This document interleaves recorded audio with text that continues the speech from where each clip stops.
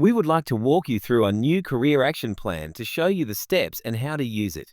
First, log into the Career Avenues site and click on Career Action Plan in the side menu. Click on Step 1 and get acquainted with your profile. Click on the video to be taken through your profile. Have a copy of your profile ready to look at as you watch the video. When you go to Task 2, you are asked to select your current career decision.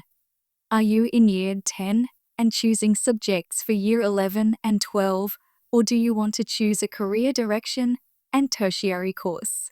Or, if you have left school, you might be exploring a change of career direction. If you click the first option, which is to select your subjects, you will see a series of tasks to take you through this process.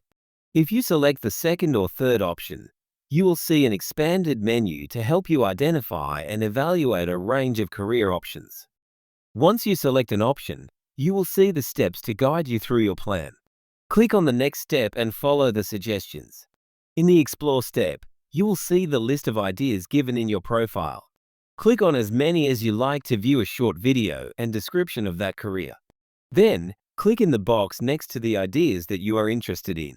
This will select them for the next page to look at in more detail. You can also add other careers not already in your list by using the search tabs at the bottom of the Explore page. Click Next when you are ready, and you will see the careers that you have ticked. Click on the green button next to any of these so they are added to your shortlist. The aim is to have just 3 different areas in your shortlist. The next step is the Research Your Shortlist. Click on the link to start this process. Find out more about each idea on your shortlist. Use the links to identify course options and entry requirements for each one. This information will feed into your action plan. If you chose the second or third option in Step 2, you will see some extra steps to help you evaluate your ideas in more detail.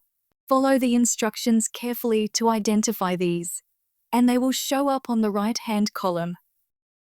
Now we look at what is really motivating you to consider a particular career. Think carefully about this and be honest. Pick the one key motivator for each of your top 3 career choices. This next page helps you evaluate your choices against your values, environments, strengths, and skills. Click the traffic light, which reflects how good a fit this idea is against each attribute. On the next page, you will see a summary of your choices to help you consider which way to go. There are some questions to answer for each one. Your answers will be saved against each career idea. If you are planning your course preferences for post-school, you can prepare a list of possible preferences. If you are choosing subjects for Year 11, you will see the subject selection page. So, depending on what you chose in Step 2, you will see different steps to complete. If you are in Year 10, that is as far as you need to go for now. But go back to Step 2 and choose the second option as soon as you are ready to narrow things down. If you chose options 2 or 3 in Step 2, you will see the final step, which is your action plan.